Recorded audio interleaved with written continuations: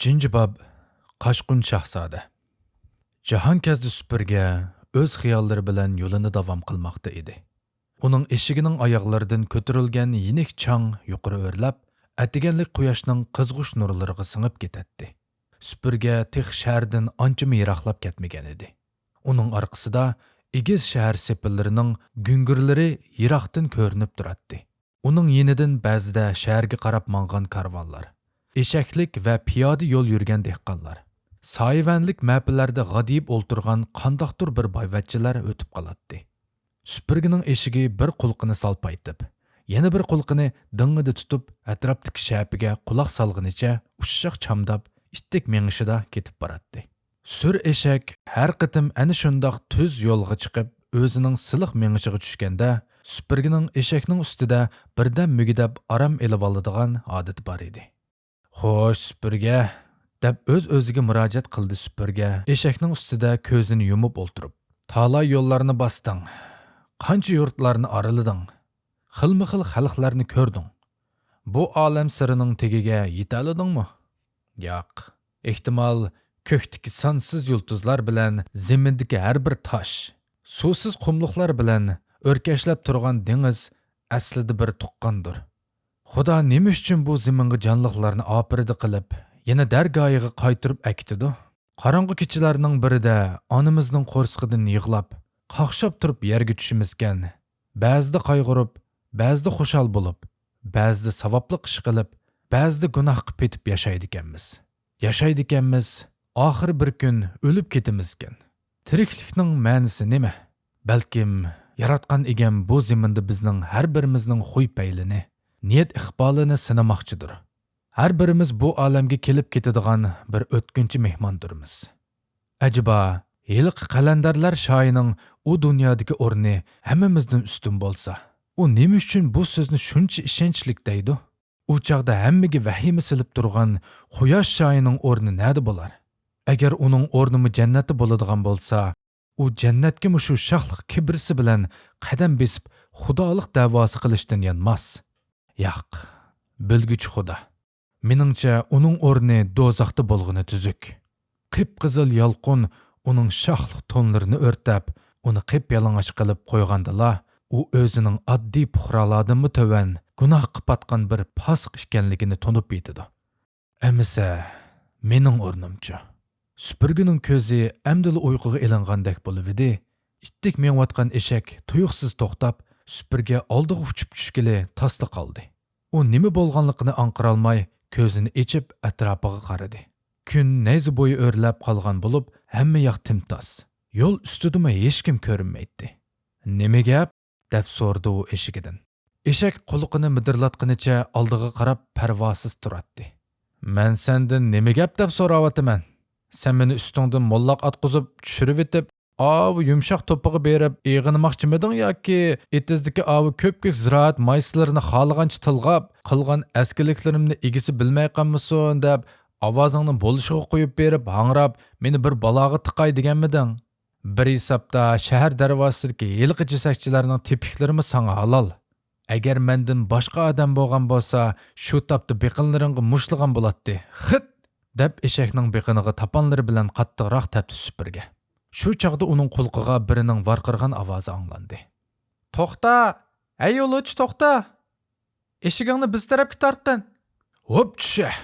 deb eshakni to'xtatmoq bo'lib keyniga qadaydi supurga. Yelili beqiniga yegan tepikdan ranjigan eshak johillik bilan oldiga qarab mengayverdi. Hop tusha davatime anglawatamsa, el og'zimni buzitib qolma. Supurgi chulvirni kuchab tortib, ovoz chiqqan tarafga burilib qaradi. Supurgi yo'lning chetidagi bukkida baraqsan bo'lib o'sgan bir tup daraxtning daldisida turgan ikki ayolni ko'rdi. Ayollar bosh ko'zini yog'liq bilan chumkib olgan bo'lib, birining qo'lida yugaklik bovoq turadi. Ikkinchisi bo'lsa, qo'li bilan supurgini hadab sharaf qilib chaqirmoqda edi. "Ey yo'lovchi, mana bu tarafga kelgin." Supurga eshigining beshini ayollar tarafga burdi. U, "Men bu ayollarga nimaga kerak bo'lib qolgandiman?" deb hayron bo'ldi.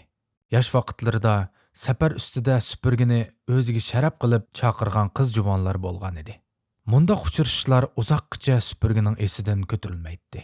Ba'zida supurgi noz bilan baqqan u janonlarga ko'z qirini salmay o'tib ketgandek qilsa-mu, yana ular beg'ishlagan shodlikning ta'sirida eshigining ustida uzoqdan uzoq muhabbat naqshlarini aytadi. Lekin u to'limi uzoqda qolgan kechirmishlar edi. Ma'u ayollarning uni jiddiy sharatlishi muhabbat zaruriyatidan emasdek qiladi. U ayollar tarafga yaqinlab keldi. "Xo'sh, xonimlarim, meni chaqirishdimi?" "Shundoq, seni chaqiryapmiz, mehribon yo'lovchi." Supurgi yaqinlab kelib to'xtashi bilan ayollarning biri oldirab so'zlab ketdi. "Sen musulmon ko'rinasan. Musulmonlarning dili yumshoq bo'ladi. Ma'u buvoqni o'zing bilan birga akat. Ma'u xonimnimi senga qo'shib beraman. U balaga qaraydi. Eshkinga halab etib cho'p tashlaydi. Sening barliq hojatlaringdan chiqadi." Ayolning so'zlari supurgini gangirtib qo'ydi. "To'xta", dedi supurga eshigini ayollarga texim yaqinlatib. "Men hech nimani tushunmayapman. Men bu balani nemishqa akatgudakman? Sizlar uni nemishqa birovga berib etmoqchi bo'lib qoldinglar?" "Voy, sana nima deb tushundirsam bo'la?" dedi supurgini chaqirgan ayol beshidagi yog'liqni tuzab turib. "Bu norasida hozir xatar ichida qoldi. Uni senli qutuldirib qola olaysan." "Men? Nemishqa uni faqat menli qutuldirib qola olgudakman? Uning otasi-chi? Ota-onasi kim? Urug' tuqqanlari qani? Men noitim yiroqdagi yurtlardan kelganman. Bu balani men nega akitaman? Sening muncha ko'p savollaringga javob berishga vaqtim yo'q. Menmi sening kimligingni, nada turdiganligingni, nima ish qildiganligingni so'ramadim. Senmi o'shiqchi savollarni so'rama. Hurmatli yo'lovchi, sen balani qancha yiroqqa akatsang shuncha yaxshi. Bu bala mening yurak bag'rim. U nada bo'lsa hayotli bo'lsa bo'ldi. O'tinishimni rad qilma. Sen aqlliq odam ko'rinasan. Men aytgan gaplardan men aytmagan ma'nolarni tushunib bo'lding." Ayol buqildab yig'lavatdi. Jahongazda supurga qutuldirib olish shuncha zarur bo'lgan norasidiga ko'zning quyruqida qaradi. Bola shunchalik pok va sabiy edi. U hech nimadan bexabar. Ikkinchi xonimning qo'lida tatliq pushuldab uxlayotdi. Bu norasida mayli qaysi dindan, qaysi tabiqining odamlaridan to'ralgan bo'lsin, shu turqida Allohning oldida u farishtadanmi ulug' edi. Chunki u tehi hech bir gunoh o'tkazishga ulgurmagan.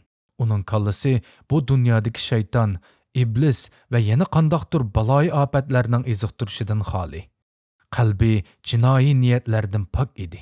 Supurgiga bola vaqtida mahallasining ko'chalarida uchraydigan yeliq to'xta oshiq to'g'ri aytgan ekan.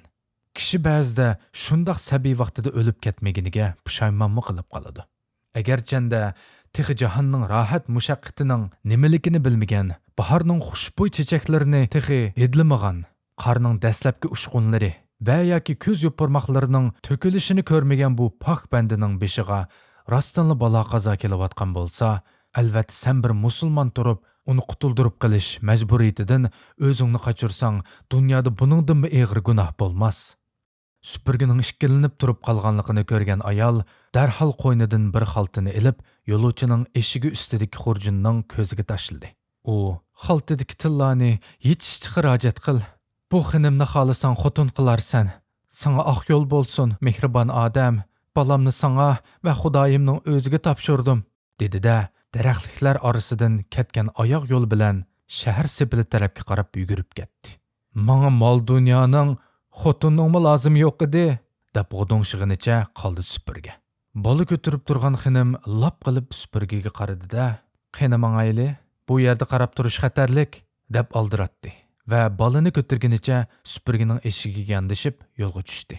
Shu turqida ularni ko'rgan har qanday kishi ularni shahardan chiqib, shu atrofdagi biror yeziga ketib borgan xotinlar bo'lsa kerak deb qaraydi.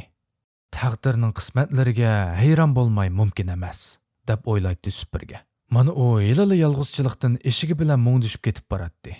Yangi safarlarga erishdi. Umrida bola yuzi ko'rmagan edi. Xudo uning bir norasidan hamroh qildi. Shu yoshga kelguncha o'ylanish ustida o'ylanibmi boqqan emas edi. Notunish bir ayolning g'imi uningga yuklandi. Hayotning o'zmi bir safarga o'xshaydi. Bu safarda kimlardir yeningdan ketib qoladi. Yana kimlardir kelib sana hamroh bo'ladi. Supurga eshigi ustida turib, bola ko'tirib ketayotgan xonimga sap soldi. U beshidagi yog'liqni qayritib yuzini echivatgan bo'lib, yosh va qabul ayol edi.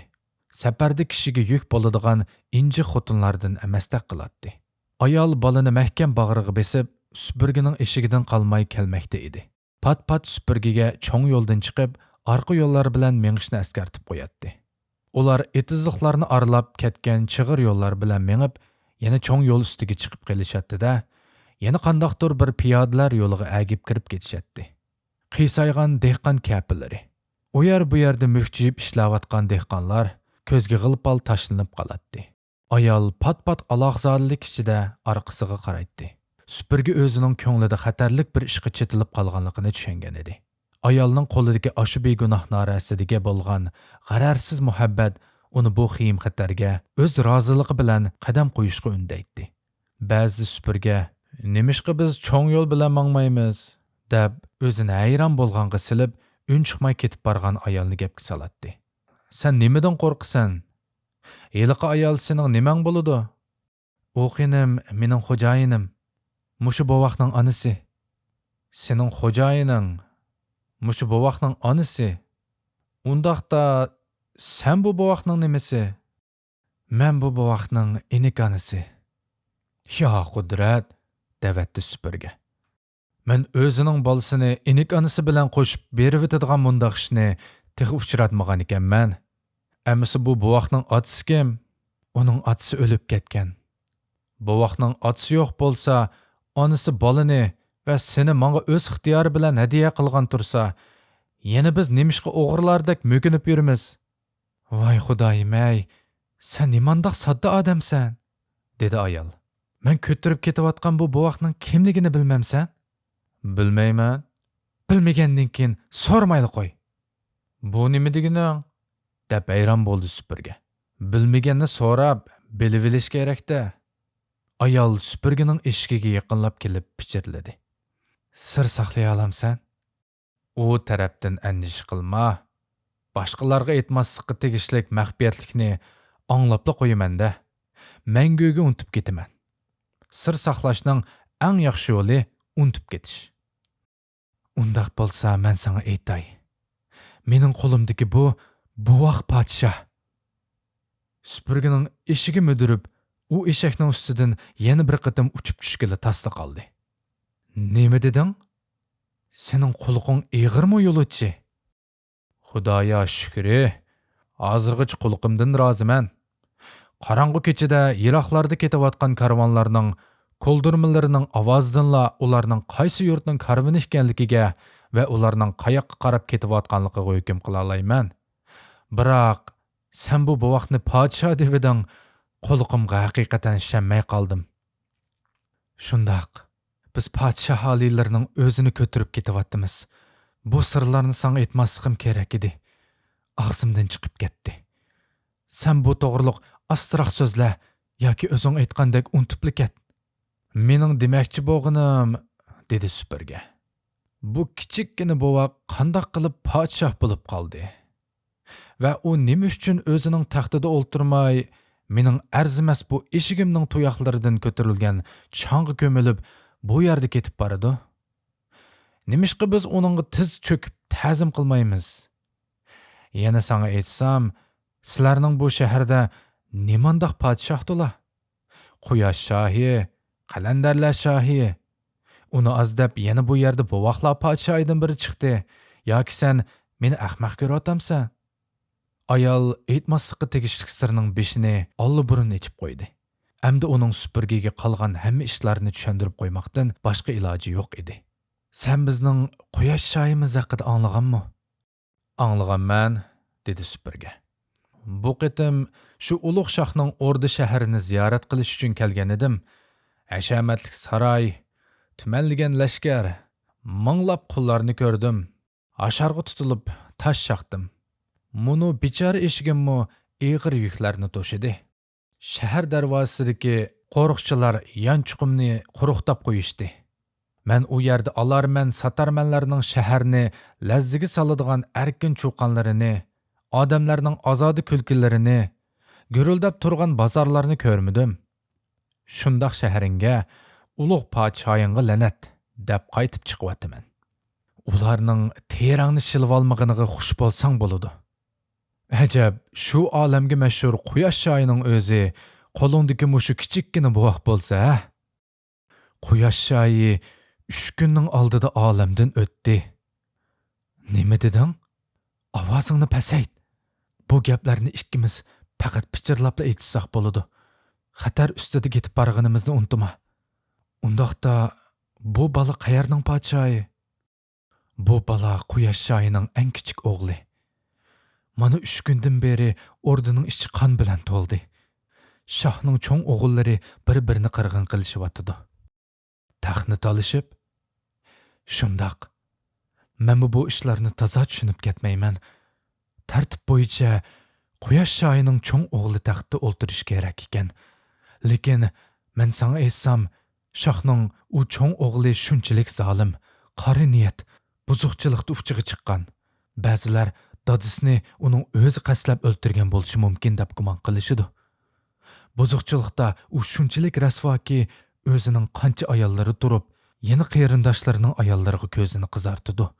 Hatto otasining kichik xotinlariga chiqiladi. Mundaq shahzodani shohlik o'rniga ko'tarishga qolgan o'g'illar qo'shilmadi. Shuning bilan o'rda ichida qirg'inchilik boshlandi. "Yo Alloh, nima deydigansa?" deb yoqasini tutdi supurga. "Mana men bir oydan beri shu shaharda yuribdiman. Hech kimdan bundaq andishlik gaplarni anglamadim. Hamma ish o'rda ichida maxfiy bo'lyotdi. Sen turmoq, o'rdaning tashqarqi o'yilsidagilarmi hozirgacha hech nimadan xabarsiz. Ishkirki o'rdaning darvozalari mahkam etivitilgan. Barliq shoh o'rdalarining nizomi shundoq emish. Yangi shoh belgilanib, taxtdan o'rin ilib bo'lmaguncha koni shohning o'lim xabari sirtqa uqtirilmaydi ekan. Bo'lmasa, mamlakatda isyon ko'tarilib, taxt tavrab ketadi ekan." "Tushundim", dedi supurga. "Har qanday podshoning taxti portlashga tayyor turgan volqonning ustida bo'ladi." Ayol supurgining cho'nqur mulohizalarini tushunmay, o'z so'zini davom qilaverdi. "Sana meni qaytib bergan xinim quyosh shoyining kichik xotinlarining biri bo'ladi. Bo'layotgan qirg'inchiliklardan qo'rqib, u kichik shahzodani qutuldirib qilish uchun meni yordamga chaqirgan. Biz xinimning shohni qabul qiladigan xos hujursidagi maxfiy eshikdan yer osti yo'l bilan qochib chiqdik." Ayolning keyingi so'zlari supurgining quloqiga kirmadi. U ishning tegi-taktiga yetib bo'lgan edi. "Dunyoda shoh o'rdalaridan misrliq o'rin bo'lmasa kerak", deb fikr qiladi eshik ustida supurga. U yerda har kuni, har soatda ajoyib o'yinlar o'ynalib, qiziq ishlar sodir bo'lib turadi. Keyin tarixchilar yuz bergan bu sirliq voqealar to'g'risida tarix bitishidi. Lekin bizgacha yetib kelgan yozma xotirlarning zodi qanchalik rost? Buningga bir nima demak tas. Qonliq janglar o'tib ketgandan keyin g'alaba qilg'uvchilar oldi bilan yozilgan tarixlarni ko'zdan kechiradi. O'zini bezab ko'rsatadigan sahifalarni qoldirib yoki to'liqlab yozdirib, jinoyat izlarining hammasini o'chirib tashlashidi. Tarixning yozilgan qismlaridan texi yozilmagan yoki yozib o'chirilgan qismlari chinroq bo'ladi.